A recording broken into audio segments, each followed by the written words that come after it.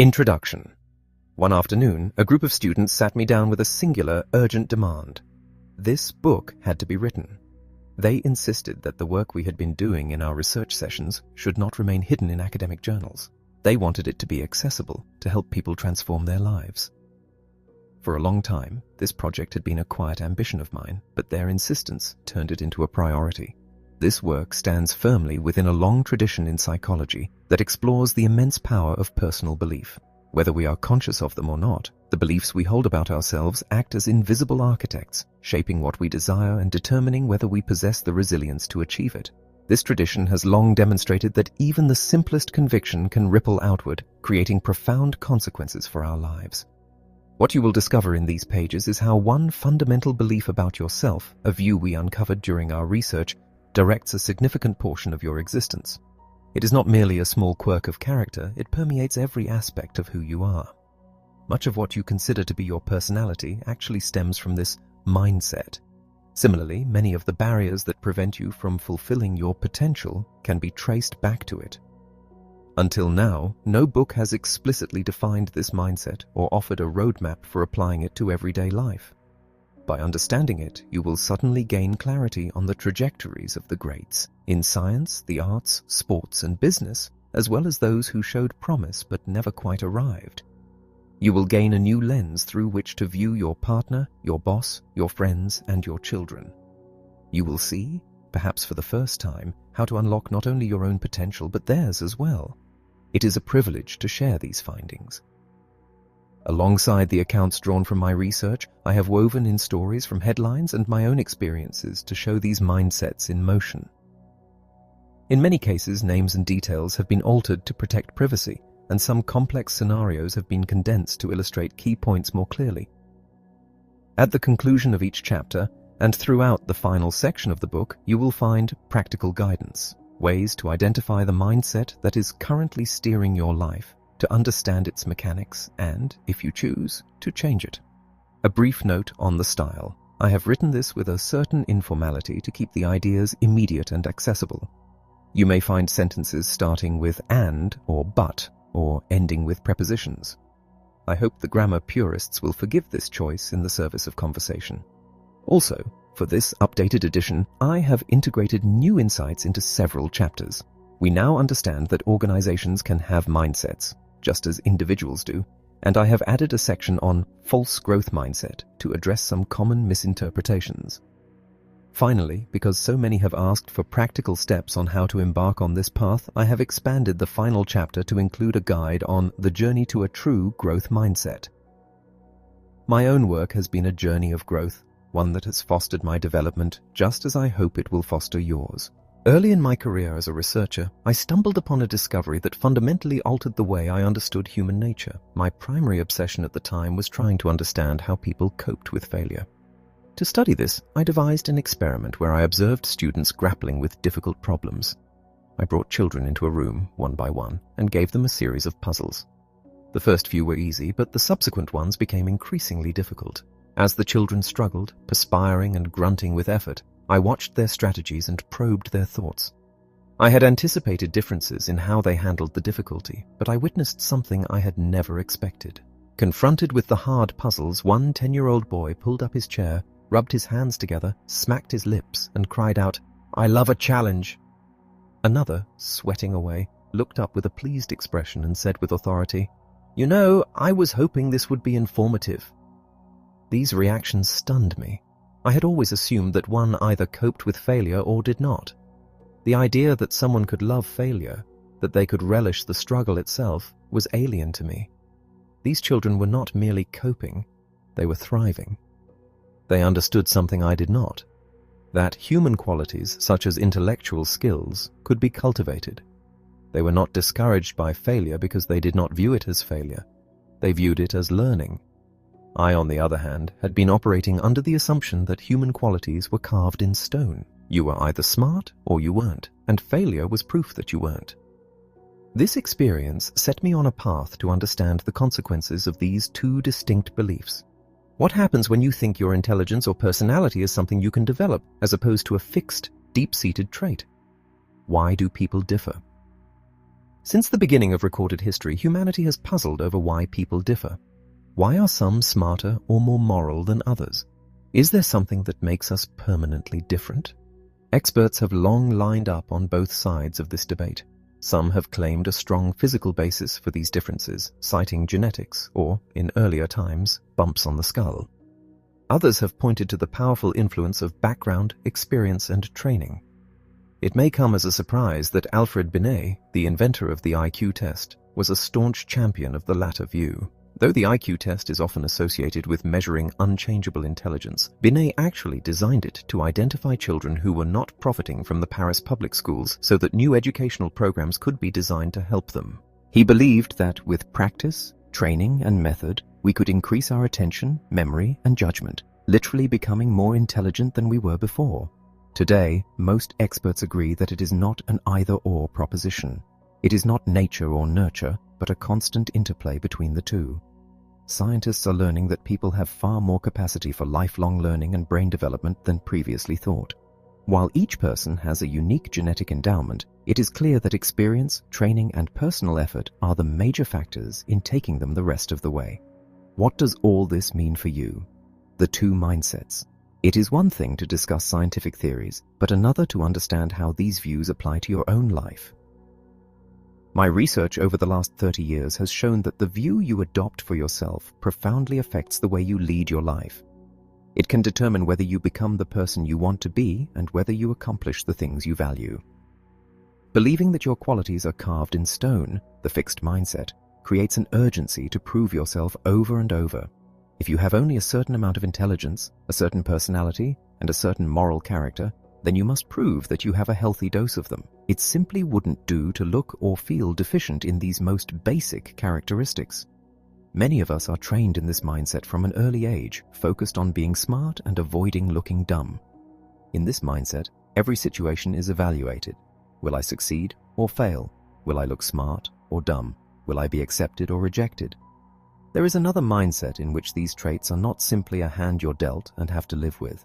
In this mindset, the hand you're dealt is just the starting point for development. This growth mindset is based on the belief that your basic qualities are things you can cultivate through your efforts, your strategies, and help from others. Although people may differ in every which way in their initial talents and aptitudes, interests, or temperaments, everyone can change and grow through application and experience. This does not mean that anyone can become anything, that anyone with proper motivation can become Einstein or Beethoven. But it does mean that a person's true potential is unknown and unknowable. It is impossible to foresee what can be accomplished with years of passion, toil, and training. This belief creates a passion for learning. Why waste time proving over and over how great you are when you could be getting better?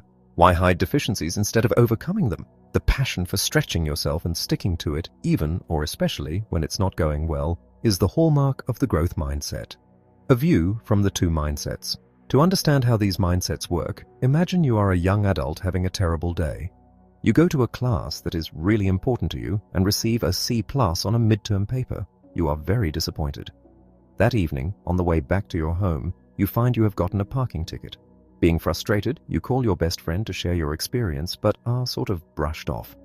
When asked what they would think and feel, people with the fixed mindset offered reactions like, "I'm a total failure," "I'm an idiot," or "the world is out to get me." They saw what happened as a direct measure of their competence and worth. Their coping strategies included doing nothing, staying in bed, getting drunk, or eating. In short, they let the failure define them and paralyze them. When people with the growth mindset were given the same vignette, they offered a completely different perspective. They thought, "I need to try harder in class, be more careful when parking, and wonder if my friend had a bad day." They planned to study harder for the next test, pay the ticket, and work things out with their friend. They were upset, certainly, but they did not label themselves. They were ready to take the risks, confront the challenges, and keep working. So, what's new? Is this idea of risk and persistence truly novel? We have many sayings that stress the importance of effort, like, "nothing ventured, nothing gained." What is amazing is that people with the fixed mindset would not agree. For them, it is nothing ventured, nothing lost. They believe that if you have ability, you shouldn't need effort, and if you have to work hard, you must not be very good. Risk and effort are seen as things that might reveal your inadequacies. What is also new is that people's ideas about risk and effort grow out of their more basic mindset. It is not just that some people happen to recognize the value of challenging themselves. It comes directly from the growth mindset. When we teach people the growth mindset, ideas about challenge and effort follow. Understanding these mindsets allows you to see exactly how one belief leads to a host of thoughts and actions, taking you down a completely different road. Self-insight. Who has accurate views of their assets and limitations? One might assume that people with the growth mindset have inflated views of their abilities, trying for things they are not capable of. However, studies show that people are generally terrible at estimating their abilities, and it is those with the fixed mindset who account for almost all the inaccuracy. People with the growth mindset are amazingly accurate. This makes sense. If you believe you can develop yourself, you are open to accurate information about your current abilities, even if it is unflattering. If you are oriented toward learning, you need accurate information to learn effectively. But if everything is either good news or bad news about your precious traits, as it is with the fixed mindset, distortion inevitably enters the picture. What's in store? Exceptional people seem to have a special talent for converting life's setbacks into future successes. Creativity researchers agree that the number one ingredient in creative achievement is exactly the kind of perseverance and resilience produced by the growth mindset. In the chapters that follow, you will see exactly how the mindsets change what people strive for and what they see as success. You will see how they change the definition, significance, and impact of failure, and how they change the deepest meaning of effort. You will see how these mindsets play out in school, in sports, in the workplace, and in relationships. And you will see where they come from and how they can be changed. Grow your mindset. As you move forward, consider which mindset you hold. Do you believe your intelligence is a basic trait that can't change much? Or do you believe you can always substantially change how intelligent you are? The same questions apply to personality and character. Think about someone you know who is steeped in the fixed mindset. Think about how they are always trying to prove themselves and how sensitive they are to being wrong. Now, think about someone skilled in the growth mindset, someone who understands that important qualities can be cultivated. Think about how they confront obstacles. Finally, imagine you have decided to learn a new language. A few sessions into the course, the instructor calls you to the front of the room and starts throwing questions at you. Put yourself in a fixed mindset. Your ability is on the line. Can you feel the eyes on you? Now put yourself in a growth mindset. You are a novice. That is why you are here. The teacher is a resource for learning. Feel the tension leave you. Feel your mind open up. The message is, you can change your mindset. Chapter 2. When I was a young woman, I harbored a specific fantasy about the life I was meant to lead. I wanted a prince-like mate, someone handsome, successful, a big cheese. I wanted a glamorous career, but one that wasn't too difficult or risky. And I wanted all of this to come to me as a validation of who I was. It was a desire to be anointed, not a desire to build. It would be many years before I found satisfaction, and it looked nothing like that fantasy. I found a great partner, but he was a work in progress. I built a great career, but it was a constant challenge, fraught with difficulty. Nothing came easy. So why did this reality satisfy me when the fantasy was so different? Because I changed my mindset. This change wasn't accidental, it was born of my work. One day, my doctoral student and I were grappling with a question. Why are some students so obsessed with proving their ability, while others can simply let go and learn? We realized that ability has two meanings. In one world, ability is a fixed asset that must be proven. In the other, it is a starting point that can be developed. That moment was the birth of the mindsets.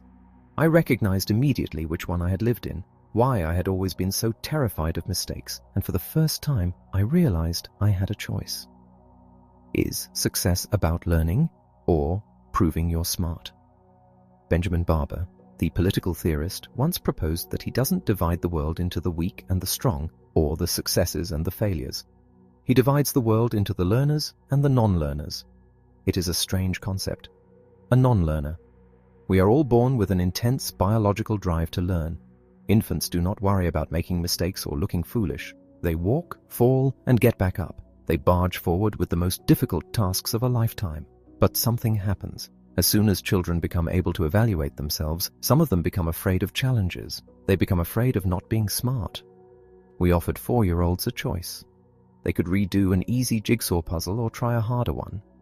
Even at this young age, the children with the fixed mindset stuck with the safe one. They told us that smart kids don't make mistakes. The children with the growth mindset were baffled by the choice. Why would anyone want to keep doing the same puzzle over and over?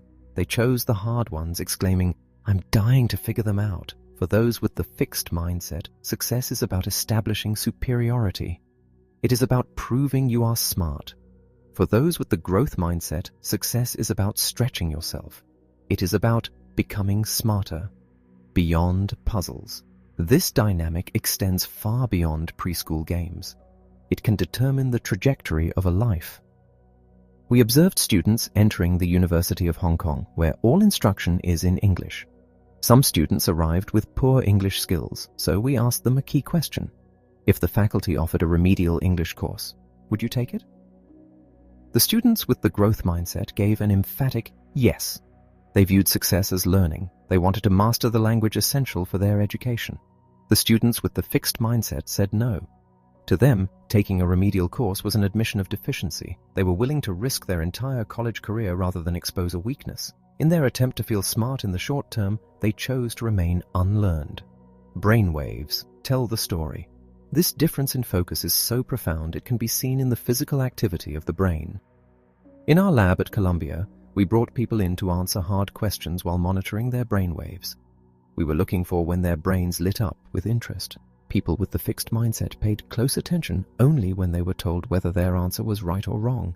Their brains were interested in judgment. But when they were presented with information that explained the correct answer, information that would help them learn, their brains went quiet. They were not interested. People with the growth mindset, however, paid close attention to the information that could stretch their knowledge. For them, learning was the priority. What's your priority? If you had to choose between loads of success and validation or lots of challenge, which would you pick? This choice plays out not just in academics but in relationships. We asked young adults about their ideal mate. People with the fixed mindset described a partner who would put them on a pedestal, worship them, and make them feel perfect. They wanted a partner who would enshrine their fixed qualities. My husband confesses that before we met, he wanted to be the god of a one-person religion. People with the growth mindset hoped for something different. They wanted a partner who would see their faults and help them work on them. Someone who would challenge them to become a better person and encourage them to learn new things. They didn't want to be undermined, but they didn't want to be placated. They wanted to grow. CEO disease. When leaders choose validation over growth, the results can be catastrophic. We call this CEO disease, the desire to reign from a pedestal and be seen as perfect. Lee Iacocca, after his initial triumph at Chrysler, succumbed to this. He surrounded himself with worshippers, exiled critics, and kept producing the same cars with only superficial changes. He stopped learning, and Chrysler faltered. Contrast this with leaders who confront their shortcomings. Darwin Smith of Kimberly-Clark said, "I never stopped trying to be qualified for the job." Like the students in Hong Kong, he never stopped taking the remedial course. Stretching. The hallmark of the growth mindset is the willingness to stretch, to stick with something even when it is not going well. Mia Hamm, the soccer legend, played with older boys as a child and joined the #1 college team in the nation, constantly playing up to a level that forced her to improve faster than she dreamed possible. Patricia Miranda, a chubby, unathletic high schooler who wanted to wrestle, was told she was a joke, but after her mother's death, she developed a philosophy. If you only go through life doing easy things, shame on you. She wrestled, she struggled, and eventually she won a bronze medal at the Olympics. Sometimes this stretching defies medical science. Christopher Reeve, paralyzed after a horse riding accident, refused to accept the verdict that his nervous system was severed forever. He undertook a grueling exercise program. 5 years later, he began to regain movement, changing the way science understands the potential for recovery, thriving on the sure thing. People with the fixed mindset thrive only when things are safely within their grasp. We saw this with pre-med students in their first chemistry course. When the course was easy, everyone was interested. But when it became difficult, when they received a C+ instead of an A, the students with the fixed mindset lost interest. If chemistry wasn't a testimony to their intelligence, they couldn't enjoy it. The students with the growth mindset continued to show the same high level of interest even when the work was challenging. "It's a lot more difficult for me than I thought it would be," one said, "but it's what I want to do, so that only makes me more determined." When do you feel smart? When you're flawless or when you're learning? We asked people, when do you feel smart? The fixed mindset answers were about perfection. When I don't make any mistakes. When I finish something fast and it's perfect. When something is easy for me but other people can't do it. The growth mindset answers were about process. When it's really hard, and I try really hard, and I can do something I couldn't do before. When I work on something a long time and I start to figure it out. If you have ability, why should you need learning? In the fixed mindset, if you have ability, you shouldn't need to learn. You should just be. I see this in graduate students who enter our program with high accolades. They look at the faculty's list of publications and freeze. They can't do that yet, so they feel like imposters. They forget that they are in school to learn how to do it. This pressure to be perfect immediately can lead to fabrication.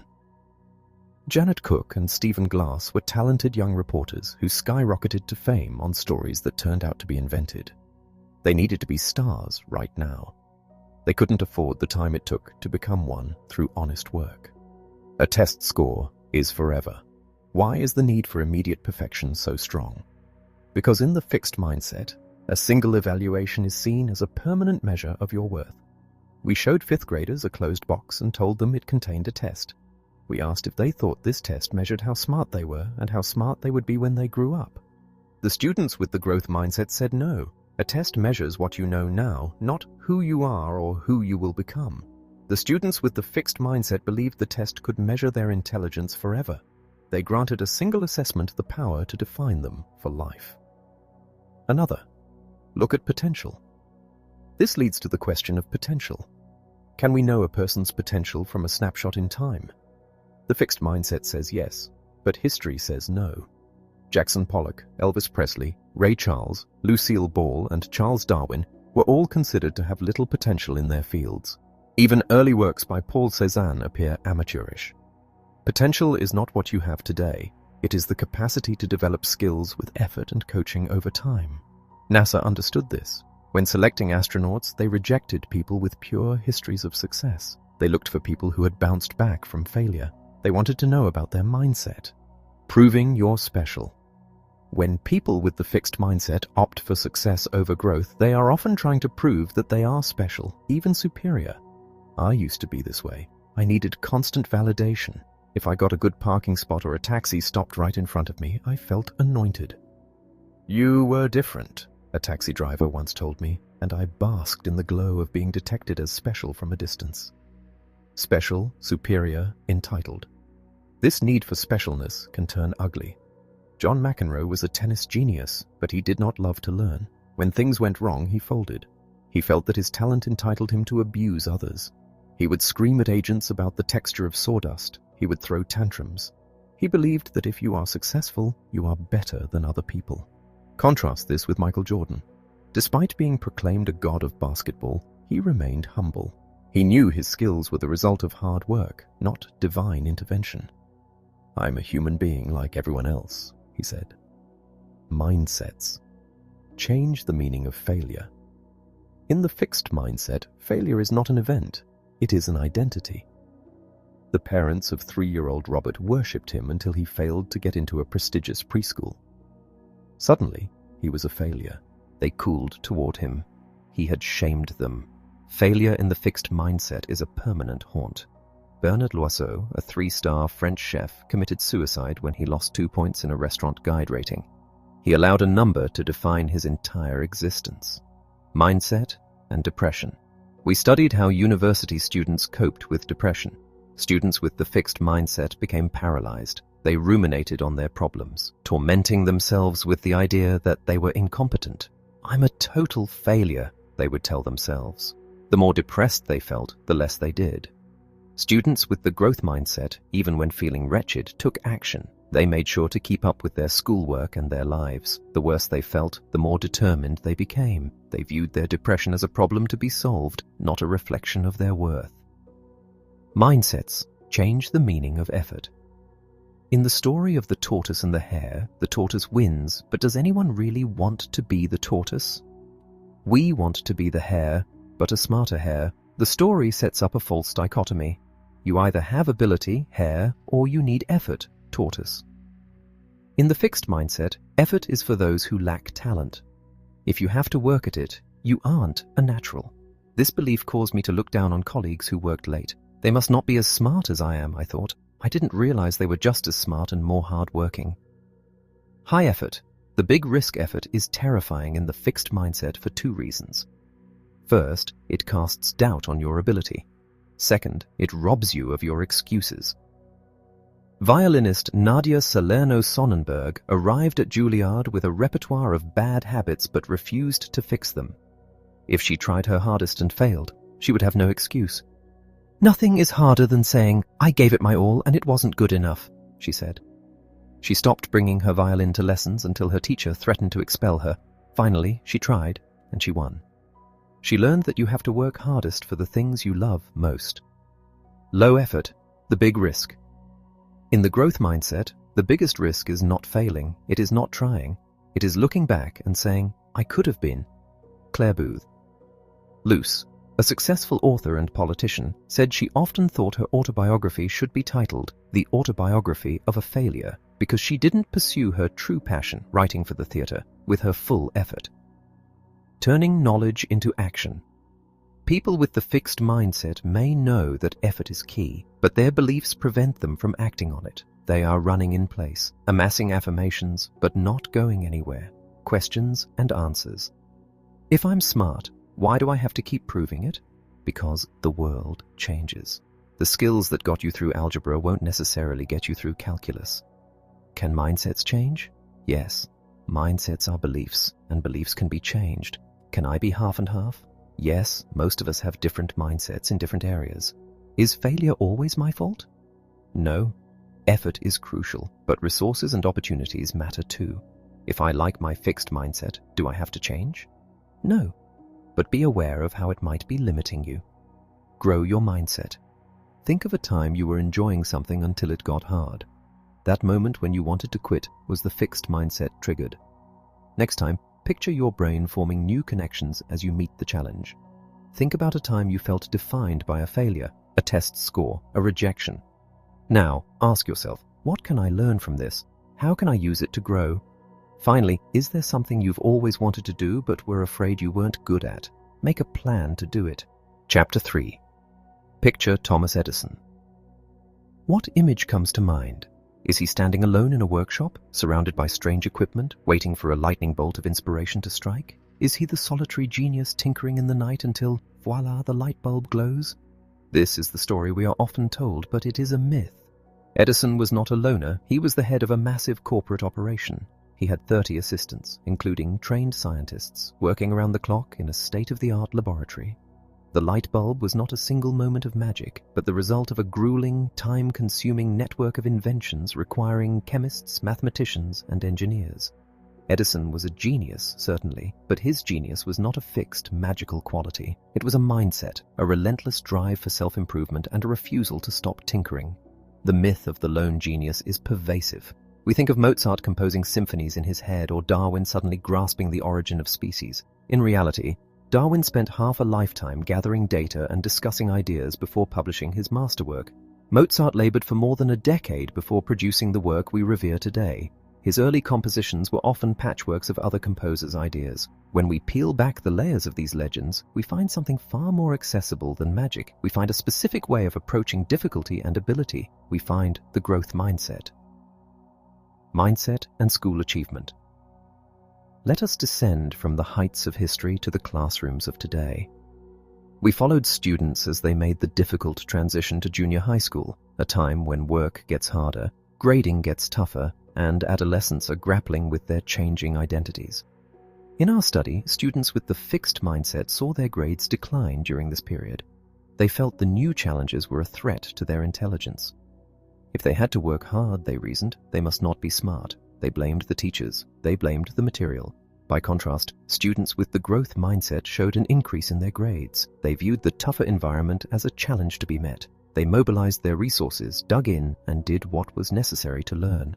The low-effort syndrome. For the fixed mindset student, adolescence becomes one giant test. Am I smart? Am I cool? Am I a winner? Because a low grade is seen as a permanent label of loser, these students often utilize a tragic method of self-protection. They stop trying. This is the low-effort syndrome. It is a way of saying, I didn't fail, I just didn't try. It allows them to keep their ego intact, but it guarantees they will not learn. We asked students if they agreed with the statement, in school my main goal is to do things as easily as possible so I don't have to work very hard. The fixed mindset students agreed heartily. However, when we taught these students the growth mindset, when we showed them that their brains were like muscles that got stronger with use, the results were startling. One student, Jimmy, a hardcore underachiever who never did his homework, looked up with tears in his eyes and asked, "You mean I don't have to be dumb?" Yeah. From that day forward, he began to work. He realized that effort was not a sign of weakness, but the very key to intelligence. Finding your brain. A friend of mine shared a story from his childhood that illustrates this perfectly. His teacher, Mrs. Beer, placed a paper horse for each student above the blackboard. Your horse is only as fast as your brain, she told them. Every time you learn something, your horse will move ahead. At first, my friend was discouraged. His father had often told him he had too little brains, and sure enough, the class geniuses' horses were galloping ahead while his stood still. But he decided to try. He read comics, he played math games, he focused. Slowly, his horse began to move. By the end of the year, his horse won by a nose. He realized then that he had a brain, but only because he had the horse to prove it. He had connected the effort to the outcome. The college transition.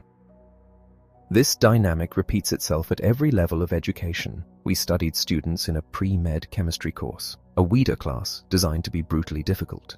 Everyone studied, but they studied differently.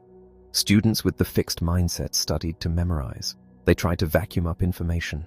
If they did poorly on a test, they concluded they didn't have it and lost interest. Students with the growth mindset studied to understand.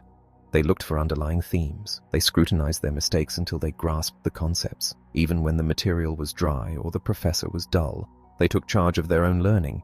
They didn't wait for motivation to strike, they manufactured it. Created equal. Does this mean everyone is the same? That anyone can be a genius? No, but it means that potential is not a fixed commodity. Even prodigies, those children who seem born with supernatural abilities, are characterized not just by talent, but by an obsessive love of learning.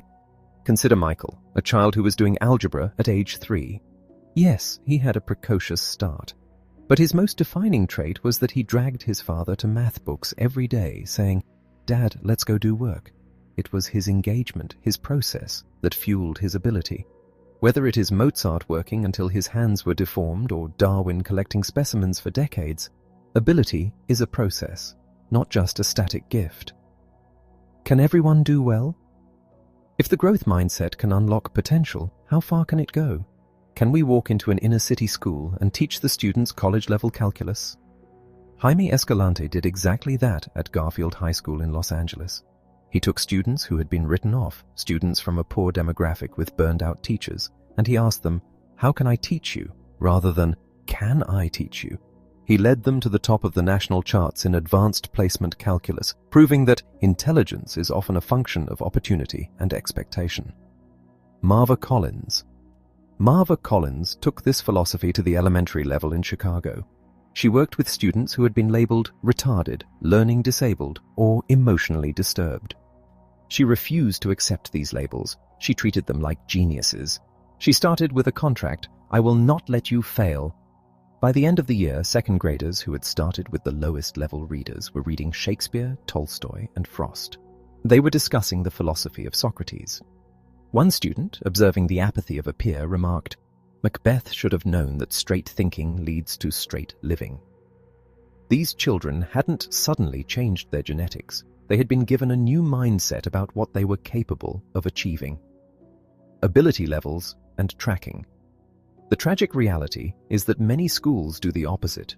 They track students into ability groups, and those in the lower tracks are often given dumbed-down material. A study in Germany showed that when teachers held a fixed mindset, the students who started the year in the low ability group ended the year there. The gap between high and low achievers remained constant. But when teachers held a growth mindset, believing all students could develop, a strange thing happened. The low ability students caught up. The gap disappeared. The teacher's belief became a self-fulfilling prophecy. Is artistic ability a gift? We often accept that math or science can be learned, but art? Surely you can either draw or you can't. I believed this myself until I encountered the work of Betty Edwards, author of Drawing on the Right Side of the Brain. She argues that drawing is not a magical skill, but a seeing skill, the ability to perceive edges, spaces, and relationships. In her workshops, people who draw primitive stick figures on Monday are producing sophisticated, realistic self-portraits by Friday. They didn't receive a personality transplant. They learned to see. Jackson Pollock. Even Jackson Pollock, the icon of modern art, was not a natural. Early in his career, he had little apparent talent. He loved the idea of being an artist, but his work was awkward. It was through sheer obsession, mentorship, and the relentless exploration of his poured technique that he became a master. As Twyla Tharp, the great choreographer, says, "There are no natural geniuses, there are only those who work." The danger of praise and positive labels. If we want children to succeed, we should praise them, right? We should tell them how smart and talented they are. This is perhaps the most counterintuitive finding of our research. Praising ability actually lowers achievement. We conducted a study with hundreds of early adolescents. We gave them 10 difficult problems. When they finished, we praised them. Half were praised for their ability, "You must be smart at this," and half were praised for their effort, "You must have worked really hard." The results were shocking. The students praised for ability were pushed instantly into a fixed mindset. They rejected new challenges because they didn't want to risk looking dumb and losing their label of smart. When the problems got harder, their confidence collapsed. They even lied about their scores to protect their image. The students praised for effort, however, wanted the harder problems. They viewed difficulty as a chance to learn. Their performance improved, while the ability-praised students' performance plummeted. By telling children they are smart, we are telling them that their performance is a measure of their innate worth, making them fragile. By praising effort, we give them the tools to handle difficulty. Negative labels and how they work. If positive labels can be damaging, negative labels are devastating. This is especially true for stereotypes. Research shows that when a negative stereotype is triggered, for example, telling a woman that women aren't good at math before a test, performance drops significantly. This is called stereotype threat. It fills the mind with distracting thoughts. If I fail, I confirm the stereotype. However, this anxiety primarily affects those with a fixed mindset. If you believe your ability is fixed, the stereotype confirms your limitation. If you have a growth mindset, the stereotype is just an opinion you can prove wrong. You can recruit the threat as motivation. Do I belong here? Stereotypes also attack a student's sense of belonging. In fields like math and science, women and minorities often feel they are outsiders. A fixed mindset amplifies this. If they struggle, they think, "I don't belong here." A growth mindset allows them to see struggle as a natural part of learning, not a sign of exclusion. Trusting people's opinions. Women, in particular, are often socialized to trust the opinions of others. In grade school, girls are often praised for being perfect and compliant, while boys are criticized for being sloppy. As a result, girls learn to trust feedback as an accurate assessment of their ability, while boys learn to tune it out as just noise. This makes high-achieving women more vulnerable to criticism later in life. They need the growth mindset to separate their self-worth from the opinions of others. When things go right, consider the Polgar sisters. Their father decided to prove that geniuses are made, not born. He trained his 3 daughters in chess from a young age. Susan, Sophia, and Judith became world-class players. Judith, the youngest, is considered the greatest female chess player of all time. She wasn't the most talented naturally. She was the hardest worker. Or consider the family I know where the father applied the growth mindset to everything. When I told him I was single and had no plan to find a partner, he was aghast. "You wouldn't expect your work to get done by itself," he said. "Why is this any different?" He believed that everything, relationships, skills, intellect, responds to effort and strategy. Grow your mindset. Think about a hero of yours. Did they succeed because they were a genius or because they worked harder than anyone else? Dig into their biography. You will likely find the latter. When you see someone engaging in stupid behavior, realize they might just be protecting their ego. If you are a parent, stop praising intelligence. Praise the process. Praise the strategy. Praise the effort. Give your children the gift of a mindset that can weather the storm.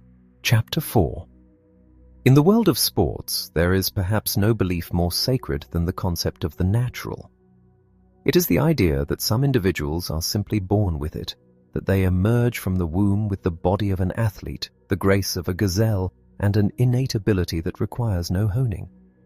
We look at the greats and assume their prowess is a divine gift, a static endowment that separates them from the mere mortals who must sweat and toil. This belief is so pervasive that scouts and coaches often scour the earth looking solely for these naturals, willing to wager fortunes on raw potential. But the story of the natural is often a tragedy in disguise. Consider Billy Beane. In the world of baseball, Beane was the definition of a natural. Scouts agreed he was the next Babe Ruth. He possessed every physical gift a player could want. Yet Beane lacked the one thing that truly matters, the mindset of a champion. When he hit the major leagues and faced real opposition, things began to crumble. Beane didn't just dislike failure, he didn't know how to process it. Because he believed his talent was natural, he believed he shouldn't have to try. Effort was for those who lacked the gift. Trapped by his fixed mindset, he was paralyzed by his own potential, eventually washing out as a player. It was only later, as a front office executive who embraced a new philosophy of valuing process over appearance, that he found his true success. The idea of the natural, now you see it, now you don't. Physical endowment is seductive because it is visible. We can see the size, the build, and the agility. We see the training and we see the results. Yet the myth of the natural persists, blinding us to the reality of effort.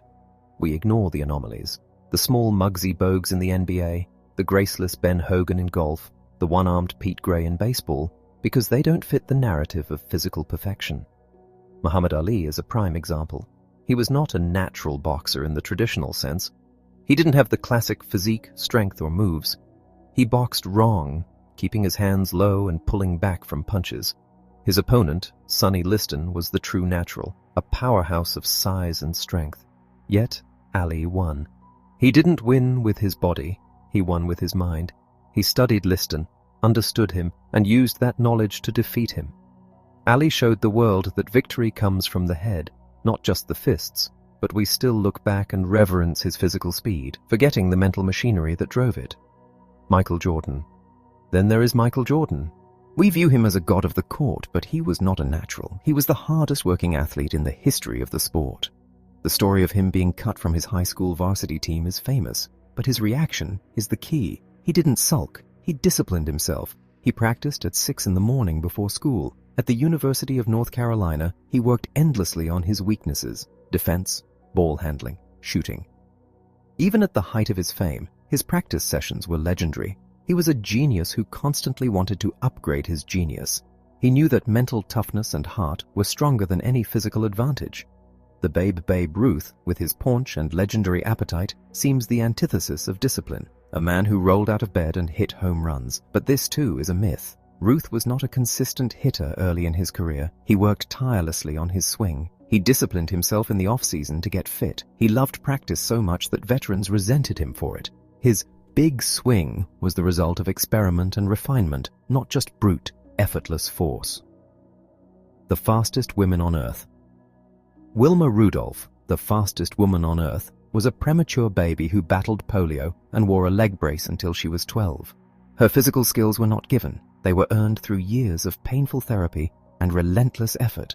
Jackie Joyner-Kersee, the greatest female athlete of her time, finished last in her early track races. She didn't win because of heredity. She won because she worked harder than anyone else. Naturals shouldn't need effort. The fixed mindset holds a dangerous belief. If you are a natural, you shouldn't need effort. Effort is for the deficient. In the past, there was even a belief that physical training was detrimental to the touch required for golf, until Tiger Woods shattered that illusion with his fierce workout regimen. Maury Wills, a baseball player in the 1950s, was told he wasn't good enough. He languished in the minor leagues for over 8 years, but he refused to give up. He studied the game, improved his hitting, and mastered the art of base stealing. He didn't just rely on speed, he studied the pitches, the catches, and the timings. He manufactured his success through analysis and effort, eventually breaking Ty Cobb's stolen base record. Sports IQ. We often laud sports IQ as an innate gift, but it is learned. Marshall Faulk, the great running back, was credited with a savant's gift for knowing where everyone on the field was. But Faulk explains that he spent years asking why. He watched football incessantly, analyzing plays and strategies until he understood the game at a level few others did. His genius was the result of insatiable curiosity, not magic. Character. There are naturals who have it from the start, but often this becomes a curse. They never learn to work. They never learn to cope with setbacks. When things go wrong, they fall apart. This brings us to the concept of character. In the 2003 American League playoffs, the Boston Red Sox faced the New York Yankees. The sports writers noted that the Yankees had character, the ability to dig deep and find strength when things were going against them. The Red Sox pitcher, Pedro Martinez, a dazzling talent, showed what character is not. When he began to lose his lead, he threw a tantrum, threatening players and hurling a 72-year-old coach to the ground. He couldn't handle the frustration of not being perfect. He lost his focus and his team lost the game. More about character. Contrast this with Pete Sampras. In a match where he was losing, he didn't throw a fit. He searched for a frame of reference, past matches where he had come back from behind. He used his mind to steady his game and eventually won. Jackie Joyner-Kersee, facing an asthma attack during a world championship, talked herself through it, focusing on what she could do rather than panicking. She won. Character, heart, will, and the mind of a champion. It goes by many names, but it is the ability to raise your level of play when you need to. Billie Jean King realized that a champion is someone who plays their best when it counts the most. It is not about being perfect. It is about finding a way to win when you are not playing well. It is about resilience. Staying on top. Getting to the top is one thing. Staying there is another. It takes character to keep working hard when you are already the best. Coach John Wooden noted that it is easy to get complacent, to think you can just turn it on. True champions work harder once they have reached the summit. What is success? For those with a growth mindset, success is doing your best, learning and improving. Jackie Joyner-Kersee said she didn't mind losing as long as she saw improvement. Tiger Woods and Mia Hamm judged themselves by their effort, not just the scoreboard. They could feel proud of a loss if they knew they had given everything. For the fixed mindset, success is proving superiority. It is about being better than others. What is failure? In the growth mindset, setbacks are motivating. They are wake-up calls. Michael Jordan embraced his failures, using them as fuel to practice harder. Kareem Abdul-Jabbar, when the dunk was outlawed, developed the skyhook. In the fixed mindset, failure is a label. John McEnroe couldn't stand losing. He made excuses, smashed guitars, and refused to play mixed doubles for 20 years after a loss. Failure defined him. Taking charge of success. Growth mindset athletes take charge of the process. They don't just wait for talent to show up. They manage their motivation, their training, and their focus. They work on their weaknesses until they become strengths. They don't blame the system or the equipment. They look at what they can control. What does it mean to be a star? In the fixed mindset, being a star means being superior to the team. It means demanding the ball and the glory. Keyshawn Johnson, a talented football player, claimed he was a star while his teammates were flashlights. He was eventually deactivated. Michael Jordan, however, understood that a superstar has a responsibility to the team. Coach Wooden won championships not by building around a single star, but by getting players to fill roles. True stars lift their teammates. They don't stand apart from them. Every sport is a team sport. Even individual sports like tennis or swimming are team efforts. Diana Nyad, the record-breaking swimmer, was alone in the water, but she was supported by a team of 51 people, guides, divers, experts, and trainers. No one succeeds alone. Hearing the mindsets. We can hear these mindsets in the way athletes talk. Isis Tillis, a talented basketball player, worried about being a nobody like her father if she didn't win. She was paralyzed by the need to prove herself. Candace Parker, on the other hand, focused on effort and improvement. She didn't worry about being a star. She worried about getting better. And she did. Grow your mindset. Are there sports you assume you are bad at? You can't know until you put in the effort. If you are naturally gifted, be wary. Do not let your talent become a crutch that prevents you from learning how to work. Character is the ability to dig deep. Next time you face a difficult situation, think about how you can find that reserve of strength. Focus on the process. Success is not just winning, it is learning and improving. Chapter 5. In 2001, the corporate world was shaken by the sudden catastrophic collapse of Enron. This company, once hailed as the poster child of the future, imploded in a mess of deception and incompetence. Was it simply a case of corruption? Or was there a deeper psychological mechanism at play? The answer lies in the mindset that permeated the organization. Enron and the talent mindset. At the time, American corporations were obsessed with talent. Consultants from McKinsey & Company were preaching the gospel of the talent mindset, suggesting that corporate success, like sports success, relied on hiring naturals. They urged companies to spend astronomical sums recruiting the best and brightest, believing this to be the secret weapon against the competition. Enron swallowed this hook, line, and sinker. They recruited people with fancy degrees and paid them fortunes. But they did something fatal. They created a culture that worshipped this talent. By banking everything on the idea of innate brilliance, they forced their employees into a fixed mindset. In a culture where you are either a genius or a failure, there is no room for development, no room for mistakes, and certainly no room for admitting ignorance. We know that people with a fixed mindset do not correct their deficiencies. They hide them. Just like the students who refused remedial English to protect their image, Enron's executives refused to admit when they didn't understand something, or when a venture was failing. When their image was threatened, they didn't take a course or ask for help. They lied. They fabricated profits and hid losses to maintain the illusion of flawless genius. A company that cannot self-correct cannot survive. Organizations that grow. Contrast this with the companies that make the leap from good to great. Jim Collins, in his celebrated study, identified companies that generated sustained, skyrocketing returns over 15 years. The defining factor in these companies was the type of leader at the helm. These were not the charismatic, larger-than-life figures who dazzled the media. They were self-effacing individuals who constantly asked questions and had the courage to confront the most brutal facts of their reality. They possessed the growth mindset. They did not need to prove they were the smartest person in the room. They needed to learn what was necessary to make the company thrive. Alan Wurtzel of Circuit City, for instance, held debates in his boardroom. He didn't want to be validated. He wanted to be educated. He prodded his team until he understood the problems, turning a company close to bankruptcy into a market leader.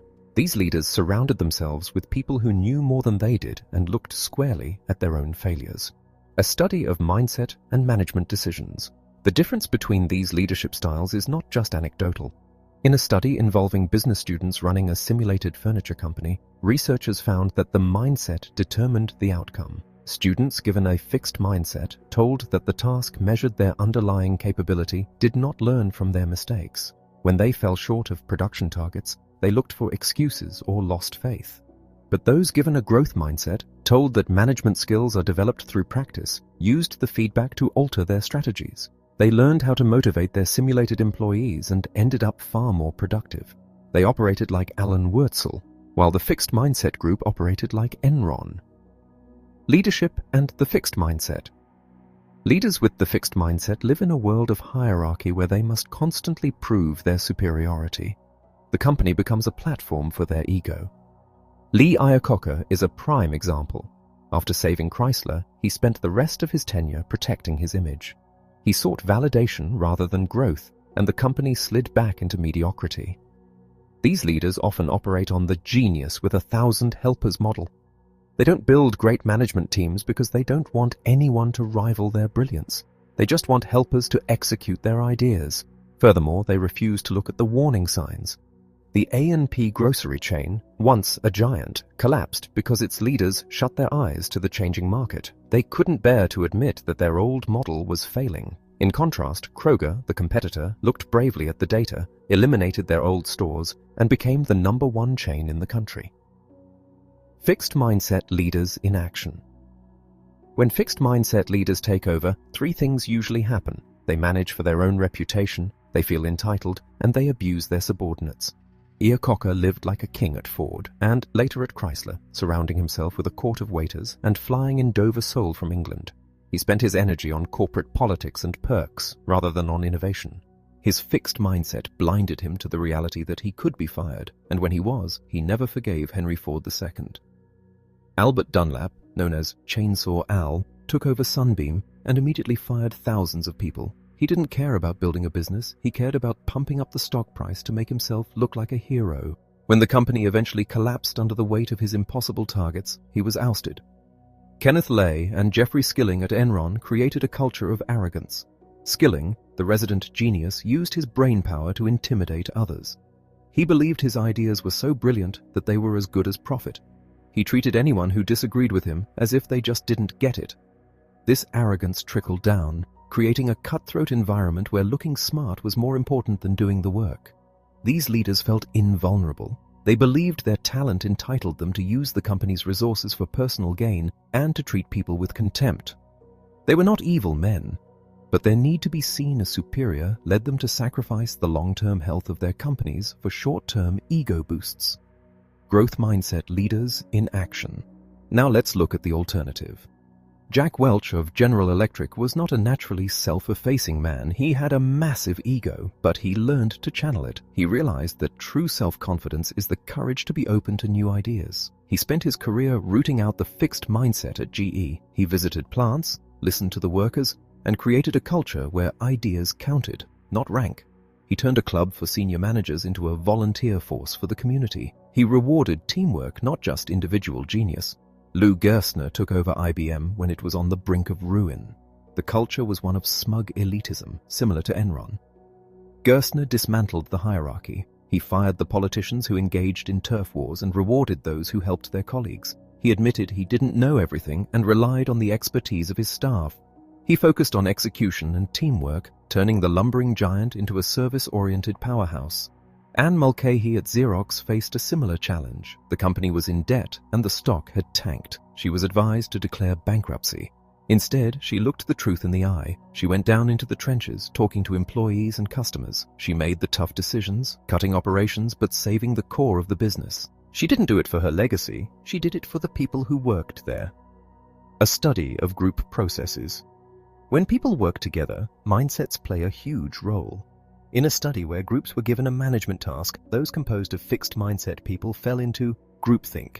They were afraid to disagree or look dumb, so they just agreed with the leader or the majority. They didn't process information effectively. Groups with a growth mindset, however, were much more likely to express disagreement and discuss mistakes openly. They viewed the discussion as a way to learn, not a way to be judged. As a result, they made far better decisions. Groupthink versus we think. Groupthink, where no one dares to challenge the consensus, is a disaster for business. It led to the Bay of Pigs fiasco and the Enron collapse. It happens when people put unlimited faith in a genius leader or when a leader punishes dissent. Alfred P. Sloan of GM knew this danger. When his team agreed too quickly, he would postpone the decision until they could generate some disagreement. He wanted to hear the counter-arguments. David Packard of HP gave a medal to an engineer who defied a direct order and went on to build a successful product. These leaders encouraged independent thinking. Are leaders born or made? The consensus among leadership experts is clear. Leaders are made. They are people who develop themselves. The fixed mindset belief in natural leadership squanders potential. It assumes you have it or you don't, leading to arrogance in the talented and passivity in the rest. Organizations that cultivate a growth mindset, that believe talent can be developed, create a pipeline of leaders. They don't just look for the finished product, they look for the potential to learn and grow. Grow your mindset. Look at your workplace. Is it a fixed mindset culture that worships genius or a growth mindset culture that values development? If it's the former, try to create a pocket of growth mindset around you. Check your behavior. Do you need to be the smartest person in the room? Do you discourage dissent? Try asking questions instead of giving answers. Encourage honest feedback. If you are a leader, do not punish those who tell you the truth. Reward them. Define success correctly. Success is not about being superior, it is about learning and improving. Build a team that focuses on getting better every day. Chapter 6. It is often said that the course of true love never did run smooth, but in our modern mythology, we have come to believe otherwise. We are raised on a diet of fairy tales and Hollywood endings where the couple rides off into the sunset, the credits roll, and we assume the rest of their lives is a seamless bliss of intuitive understanding and perpetual harmony. This belief, that love should be effortless if it is meant to be, is one of the most damaging illusions of the fixed mindset. When we apply the logic of the fixed mindset to relationships, we create a dangerous standard. We believe that our ideal partner should know what we are thinking without us having to say a word. We believe that if we have to work at a relationship, it means something is fundamentally broken. We believe that compatibility is a static state, a magic puzzle piece that either fits or doesn't. But relationships like intelligence or athletic ability are not fixed entities. They are living, breathing systems that require constant cultivation. The idea that a perfect relationship exists ready-made is a fantasy that destroys real connection. In the growth mindset, the perfect relationship is not one where you never disagree. It is one where you navigate the inevitable disagreements together, using them as opportunities to deepen your understanding and commitment. Relationships are different. In the fixed mindset, there are two problematic beliefs that sabotage love. The first is that if you have to work at it, it wasn't meant to be. This mirrors the belief that if you have to study, you aren't smart. People with this mindset expect everything to happen automatically. They expect their partners to be mind readers. I recall a study where we asked people about their relationships. Those with the fixed mindset felt that their partners should pick up on their needs and feelings intuitively. "If I have to tell him I need a hug," one woman said, "it doesn't count." This expectation sets the partner up for failure. It turns every misunderstanding into a test of the relationship's validity. If the partner doesn't guess correctly, it is taken as proof that they don't care, or worse, that the relationship is doomed. The second destructive belief is that problems indicate character flaws. In the fixed mindset, if a conflict arises, it is because the partner is flawed. The problem is not a situation to be managed. It is a sign of a deep-seated defect in the other person. Once this defect is identified, the fixed mindset offers no solution other than judgment. The partner is selfish, insensitive, or controlling, and because character is fixed, they will always be that way. The relationship becomes a trap. Mindsets. Falling in love. The early stages of love are intoxicating for everyone, but the mindsets interpret this intoxication differently. For the fixed mindset, the initial spark is the end goal. It is the proof of compatibility. They are looking for the finished product, a partner who is already perfect, who will put them on a pedestal and who will never challenge them. They want a relationship that validates their own fixed qualities. For the growth mindset, the spark is just the beginning. They are not looking for a finished product. They are looking for a teammate. They want a partner who will challenge them to become better, someone who sees their faults not as tragic flaws, but as areas for development. They understand that the happily ever after is not a state of being, but a process of becoming. The partner as enemy.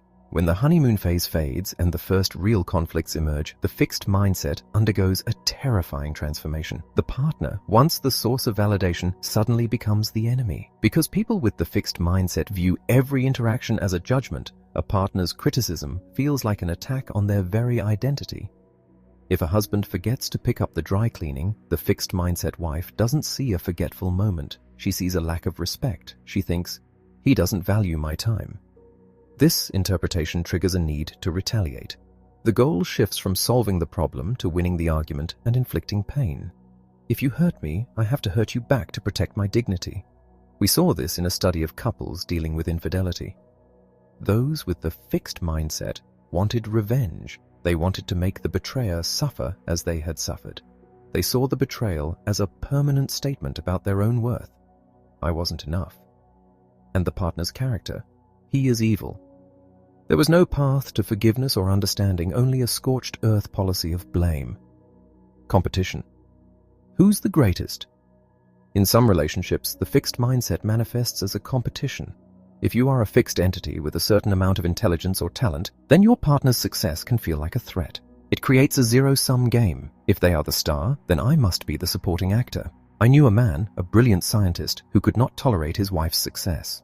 When she began to achieve recognition in her own field, he didn't celebrate her, he sabotaged her. He would pick fights before her big presentations or belittle her achievements. In his mind, there was only room for one genius in the house, and he was terrified it might be her. This competitiveness destroys intimacy as the partner becomes a rival rather than a supporter. Developing in relationships. The growth mindset offers a way out of these traps. It allows couples to view conflict not as a war, but as a problem-solving session. When a growth mindset partner faces a conflict, they don't assign blame. They look for the underlying cause. Why did this happen? What can we do differently next time?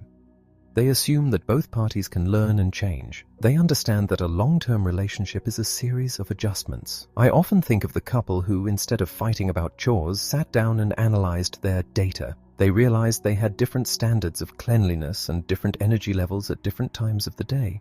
They devised a system that worked for both of them, not by changing their personalities, but by changing their strategies. They developed their relationship. Friendship. The same dynamics play out in friendship. We all have friends who only call us when they are doing well, to brag about their achievements. These are fixed mindset friends. They use the friendship as a mirror to reflect their own greatness. Or, conversely, they only call when they are doing poorly, to use us as a crutch, but resent us if we offer advice that implies they need to change. Growth mindset friendships are different. These friends are secure enough to celebrate your success without feeling diminished. They are also brave enough to tell you the truth when you are messing up. They view the friendship as a space for mutual growth. They don't just want to be validated, they want to be known. Shyness. We often think of shyness as a permanent personality trait. You are either shy or you aren't. But research shows that shyness is more of a mindset issue. We observed shy people in social situations. Those with a fixed mindset treated every social interaction as a test. They were terrified of saying the wrong thing, of looking awkward, of being judged. This anxiety made them freeze up, which ironically made them appear more awkward. They were so focused on how they were being perceived that they couldn't focus on the other person. Shy people with a growth mindset viewed social situations differently. They acknowledged their anxiety, but they didn't let it stop them. They viewed the interaction not as a test, but as a chance to meet someone new, to learn something, to practice their social skills. They asked questions. They focused on the other person. By shifting the goal from being impressive to being interested, they were able to connect. They were still shy, but their shyness didn't define or limit them. Bullies and victims. Bullying is perhaps the ultimate expression of the fixed mindset in a social context. Bullies are often people who are desperate to prove their superiority. They judge others as inferior to boost their own fragile self-esteem. By pushing someone else down, they feel they are rising up. They classify the world into winners and losers, and they will do anything to ensure they are in the winners category. But the victims of bullying also have a mindset. When students with a fixed mindset are bullied, they often accept the judgment. They think, I am a loser, I deserve this.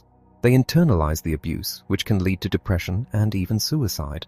Or they fantasize about violent revenge, a way to flip the scale and become the winner. However, students with a growth mindset react differently. They see the bully not as a superior judge, but as a person with a problem. They don't take the abuse personally.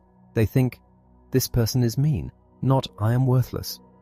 This perspective protects their self-esteem and allows them to respond more constructively, often by standing up for themselves calmly or seeking help without shame. Grow your mindset. Reframe. Conflict. The next time you have a disagreement with your partner, catch yourself blaming their character. You are so lazy. Stop. Reframe it as a situation. We have a problem with how the chores are getting done. Ask, how can we help each other solve this? The ideal partner. Are you looking for someone who worships you or someone who challenges you? If you want to grow, look for the latter. Social anxiety. If you feel shy in a social setting, stop worrying about being judged. Give yourself a learning goal. I am going to find out one interesting thing about this person. Support. In your friendships, are you competing or connecting? Try simply listening and asking questions next time a friend shares a success, rather than measuring it against your own. Chapter 7. No parent wakes up in the morning, stretches and thinks, today, I will undermine my child's confidence, stifle their drive, and ensure they never reach their potential. On the contrary, parents would give anything to see their children thrive. Yet, paradoxically, many of the words used to encourage children, the praise for intelligence, the talent worship, do exactly the opposite. Every word and action sends a message. It tells children how to think about themselves. It can be a fixed mindset message that says, you have permanent traits, and I'm judging them. Or it can be a growth mindset message that says, you are a developing person, and I am committed to helping you grow. Children are incredibly sensitive to these signals. Consider the story of 5-year-old Bruce, who went with his mother to his new kindergarten. Upon arriving, he looked at the paintings on the wall and asked, who made those ugly pictures? His mother, embarrassed, hastened to correct him, telling him it wasn't nice to call the pictures ugly when they were so pretty. But the teacher understood what was really being asked. She smiled at Bruce and said, in here, You don't have to paint pretty pictures. You can paint mean pictures if you feel like it. Bruce beamed. He wasn't judging the art. He was asking, what happens to a boy who doesn't paint well? Next, he found a broken fire engine. Who broke this? He demanded self-righteously. Again, his mother tried to hush him, but the teacher answered the real question. Toys are for playing, she said. Sometimes they get broken. It happens. Bruce's question was not about the culprit. It was, what happens to boys who break toys? Once he knew he wouldn't be judged or labeled for his imperfections, he waved goodbye to his mother and happily started his first day. He had found a place where he was safe to learn, not just a place to be judged. Parents and teachers. Messages about success and failure. Messages about success. Listen to the things we often say to children. You learned that so quickly. You're so smart. Look at that drawing. You're the next Picasso. You didn't even study and you got an A. To an adult, these sound like supportive confidence boosters. But the child hears something very different. They hear, if I don't learn quickly, I'm not smart. I shouldn't try drawing anything hard, or they'll see I'm not a genius. I'd better not be caught studying, or they'll think I'm not brilliant. For years, the prevailing wisdom was that praising a child's intelligence builds self-esteem. But when we put this to the test, we found the opposite. Praising intelligence harms motivation and performance. In our studies, children praised for their ability, you must be smart at this, rejected challenging new tasks.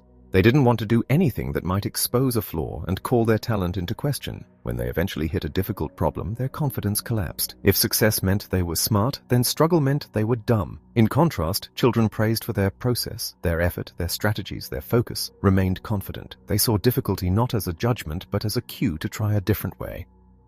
One mother wrote to me about her brilliant fifth grader. He consistently scored in the 99th percentile, and his father, wanting to support him, constantly praised his intellect. The result? The boy became terrified of difficult work. He would rather coast and maintain his smart label than risk a challenge that might prove he wasn't. He had become a prisoner of his own reputation. We must also be careful about how we talk about others in front of our children. If a parent says, he's a born loser, or she's a natural genius, the child learns that traits are permanent and that they too are being constantly evaluated. So, what should we do when a child does something quickly and perfectly? We should not praise them for it. We should apologize for wasting their time. We should say, whoops, I guess that was too easy. Let's find something you can really learn from. We must teach them that speed and perfection are not the enemies of difficult learning, but rather that difficult learning is the point. Messages about failure. Children also learn from how we respond to their failures. When a child messes up, constructive criticism is essential. But constructive criticism is not about judging the child's attributes, it is about helping the child understand how to fix the problem. We observed this in a study where children role-played how their parents would react to a mistake. One kindergarten boy, pretending to be his father, looked at his work and said sternly, "This is your homework? You are stupid." Another child whose father had a growth mindset role-played a very different reaction. You say, "The nails spilled, I'll pick them up."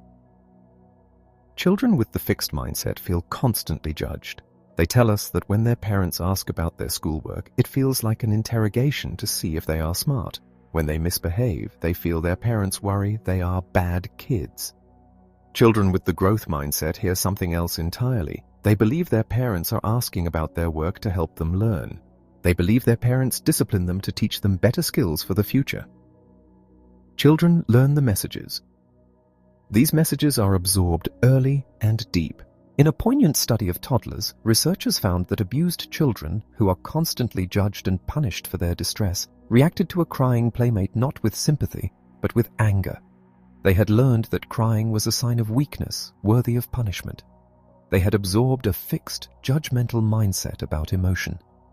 When we discipline, we must ask ourselves, are we teaching compliance through fear of judgment? Or are we teaching the child how to think through issues and make better decisions? We are not just managing behavior, we are shaping the mind that will manage that behavior for a lifetime. Teachers and parents. What makes a great teacher? Many educators believe that the way to help students, especially those from disadvantaged backgrounds, is to lower standards. They think they are protecting the student's self-esteem. But lowering standards is a disaster. It communicates a lack of belief in the student's potential, high standards, and a nurturing atmosphere. Great teachers, like the legendary Marva Collins, do the opposite. They set astronomically high standards, but provide the intense support needed to reach them. Collins took inner-city students who had been written off and had them reading Shakespeare and Tolstoy. She didn't coddle them. She challenged them. But she did it in an atmosphere of profound love and belief. She told a student who refused to work, "I'm going to love you even when you don't love yourself." She separated the student's worth from their performance, creating a safety net that allowed them to leap for the heights. This combination, high standards and a nurturing atmosphere, is the key. It tells the student, "I believe you can do this, and I am here to help you do it." Growth-minded teachers. Who are these people? These teachers are not just saints, they are learners. They don't view themselves as finished products pouring knowledge into empty vessels. They view the classroom as a place where they, too, grow. Marva Collins told her students, "I don't know everything. I can learn all the time." By modeling a growth mindset, she gave her students permission to be learners too. The great violin teacher Dorothy DeLay was the same. She didn't believe in talent as a static gift. She believed anyone could learn if she could just figure out how they processed information. She was fascinated by the puzzle of teaching. When other teachers gave up on a student, DeLay dug in, convinced there was a way to unlock their potential. She taught the person, not just the violin. Coaches. Winning through mindset. In the world of sports, the contrast between mindsets is stark and public. The fixed mindset coach in action. Bobby Knight, the famous basketball coach, was a man of paradox. He could be incredibly kind, yet he could also be cruel.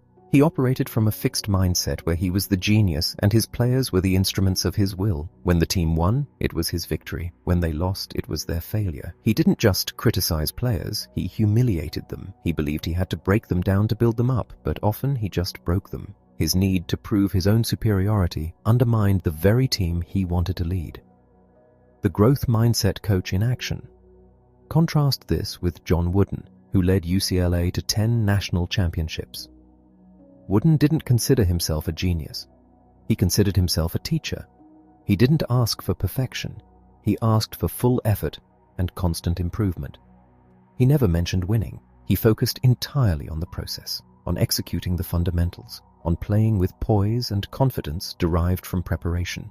He treated his players with respect, believing that if he treated them as men, they would play like men.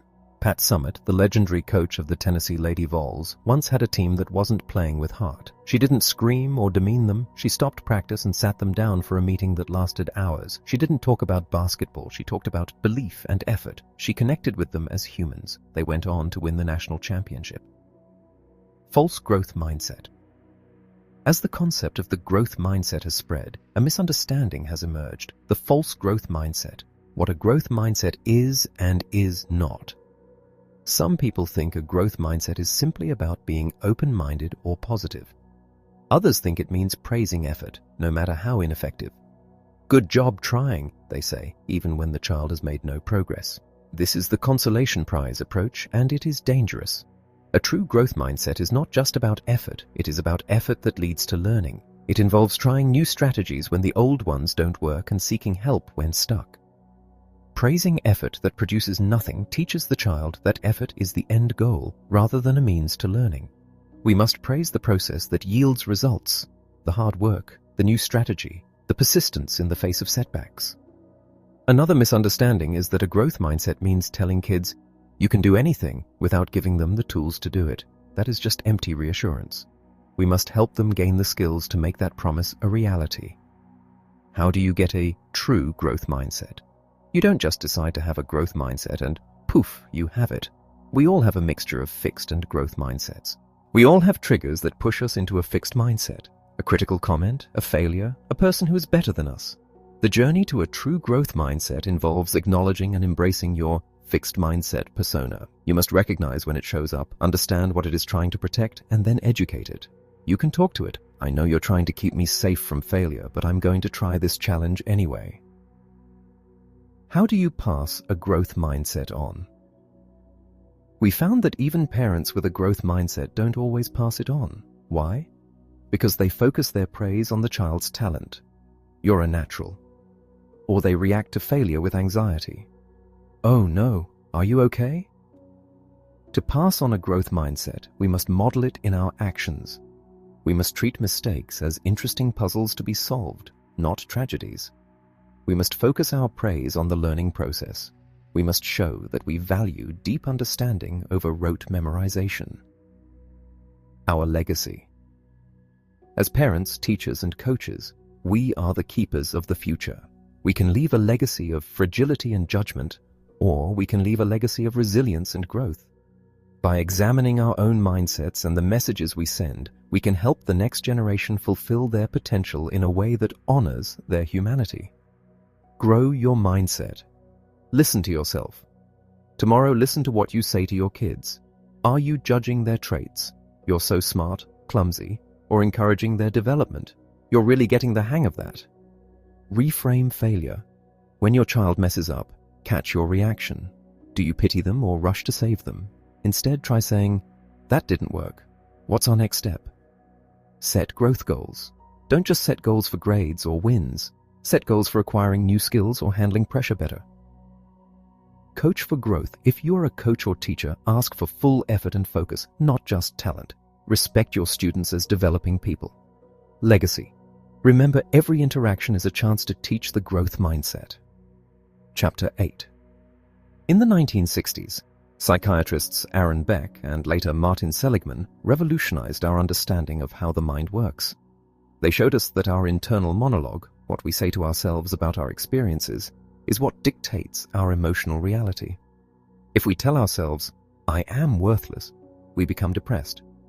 If we tell ourselves, "I have no control," we become helpless. This was a profound discovery, but it left a crucial question unanswered. Where does this internal monologue come from? We now know it comes from our mindset. The fixed mindset creates an internal judge who is constantly evaluating. This means I'm a loser. This means I'm not smart. This means they don't love me. The growth mindset creates an internal guide who is constantly navigating. This means I need to try a different strategy. This means I have more to learn.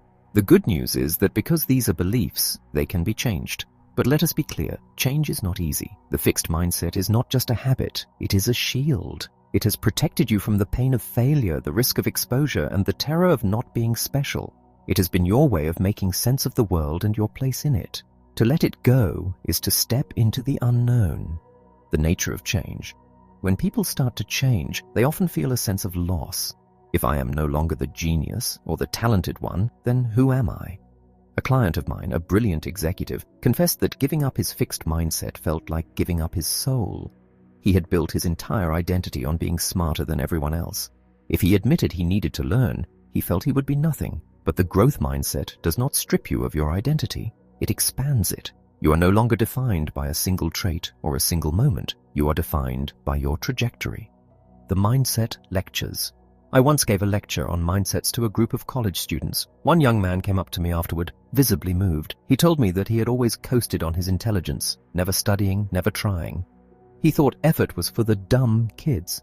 As a result, his grades were mediocre, and he was miserable. I realize now, he said, that I have been protecting a smart label that is actually ruining my life. This is the first step of change. Awareness.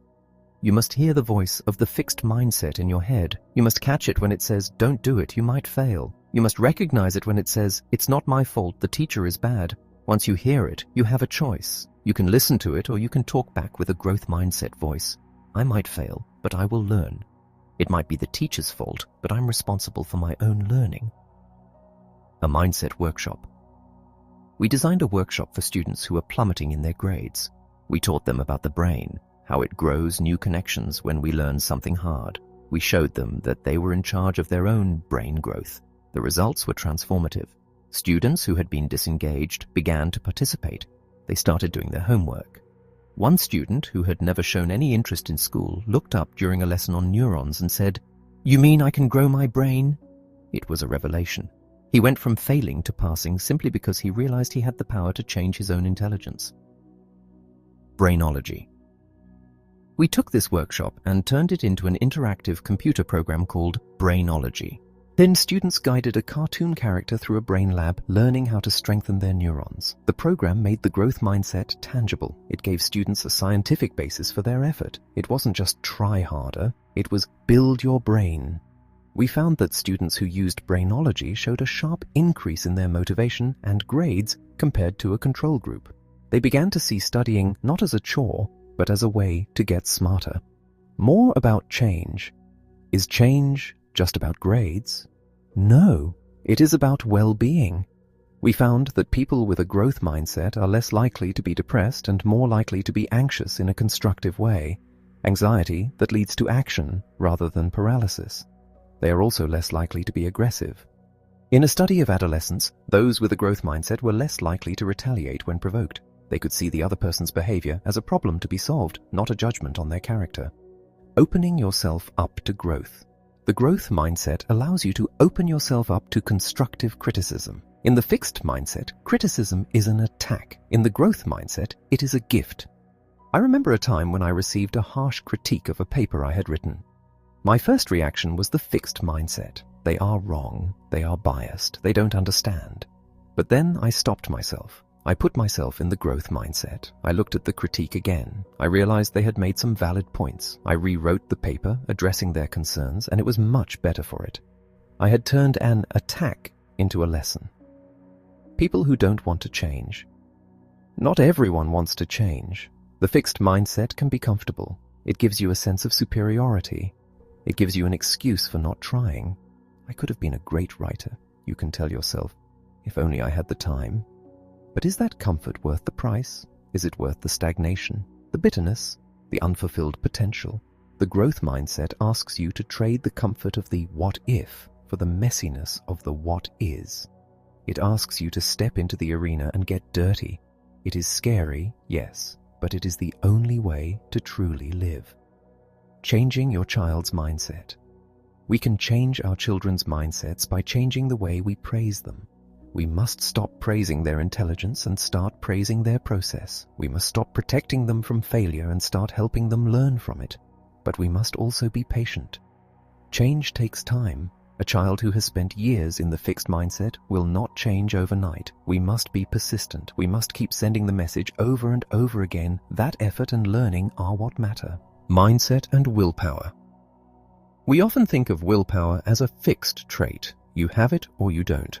But willpower is also a mindset. Research shows that people who believe willpower is limited, that it gets used up after a hard task, actually show less willpower. They get tired easily. They need a break. But people who believe willpower is self-renewing, that working hard energizes you, show more stamina. They can keep going. So, when you feel like you can't go on, ask yourself, is my tank really empty, or is my mindset telling me it should be? Maintaining change. Change is not a destination, it is a practice. You will slip back into the fixed mindset. You will have days when you feel stupid, when you judge yourself, when you want to give up. That is normal. The key is to have a plan. When the fixed mindset strikes, what will you do? Will you call a friend? Will you write in a journal? Will you remind yourself of the brain science? You need a maintenance plan to keep yourself on the track of growth. The journey to a true growth mindset.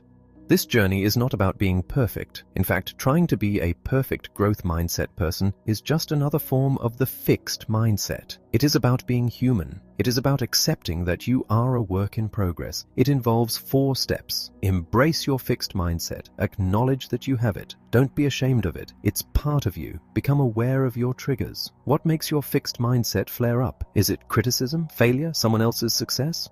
Give your fixed mindset a name. Call it the judge or the critic, or give it a person's name. This helps you separate yourself from it. Educate it. When it starts talking, talk back. I hear you, judge. You're worried I'll fail, but I'm going to try anyway. If I fail, I'll learn. Learn and help. Learn. Ultimately, the growth mindset is not just about you. It is about creating a world where people can grow. It is about creating schools where every child is challenged and supported. It is about creating workplaces where innovation thrives. It is about creating relationships where people help each other become their best selves. The road ahead. You have a choice. You can continue to believe that your qualities are carved in stone, leading a life of proving yourself and hiding your deficiencies. Or you can believe that you can cultivate your qualities, leading a life of learning and growing. The path of the growth mindset is harder. It requires you to be vulnerable. It requires you to work. It requires you to fail. But it is also the path that leads to a life of richness, resilience, and true fulfillment. The choice is yours.